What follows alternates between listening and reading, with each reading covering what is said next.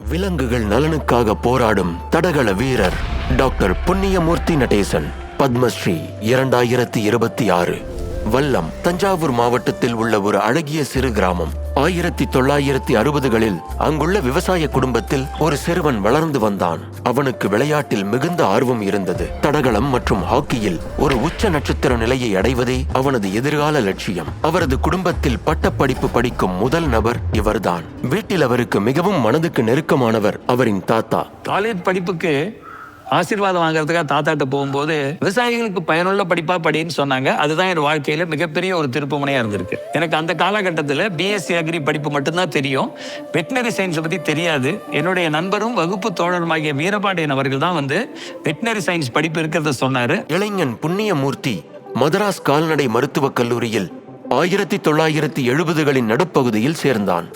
படிப்பில் சிறந்தவராக இருந்ததோடு மட்டுமில்லாமல் தொடர்ந்து 2 ஆண்டுகள் கல்லூரி தடகள சாம்பியனாகவும் திகழ்ந்தார்.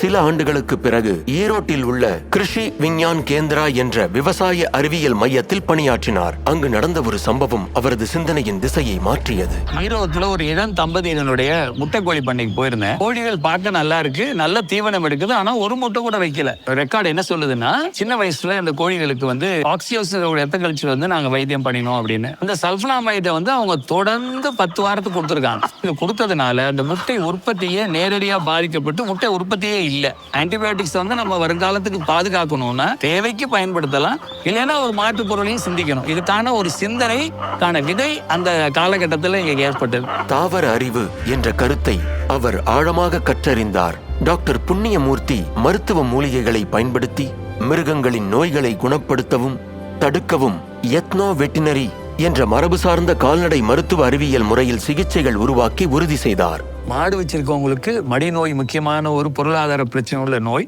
அதுக்கு ஒரு முழம் சோத்துக்கத்தால 2 கை நிறைய மஞ்சத்தூள், ஒரு கொட்டைப்பாக்கு அளவு சுண்ணாம்பு வச்சு இந்த மருத்துவத்தை வெற்றிகரமா வேற மருந்து பொருட்கள் இல்லாமல் செயல்படுத்த முடியுங்கிறது தான் மரபுவழி சித்த மருத்துவத்தின் மிகப்பெரிய வெற்றி. அவரது சிகிச்சைகள் லட்சக்கணக்கான மாடுகளுக்கும் விவசாயிகளுக்கும் பயனளித்துள்ளன.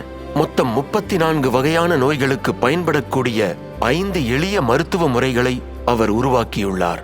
ஒரு பொறுப்புள்ள கால்நடை மருத்துவரா சுத்தமான பால், முட்டை, இறைச்சி கொடுப்பது எவ்வளவு முக்கியமோ அது போல சுத்தமான சாணமும் நீரும் வரணும்.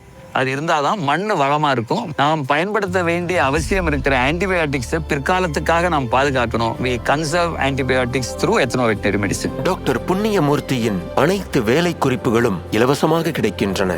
தேசிய பால்வள மேம்பாட்டு வாரியம் அவற்றை லட்சக்கணக்கான விவசாயிகளிடம் கொண்டு சேர்த்துள்ளது. இது அவர்களுக்கு மிகவும் பயனளித்துள்ளது. நான் இயற்கையிலே ஒரு விளையாட்டு வீரங்கிறதுனால எல்லா வேலையும் ரொம்ப விருப்பத்தோட செஞ்சிட்டு இருக்கேன். டாக்டர் புண்ணியமூர்த்தி நடேசன் பத்மஸ்ரீ 2026.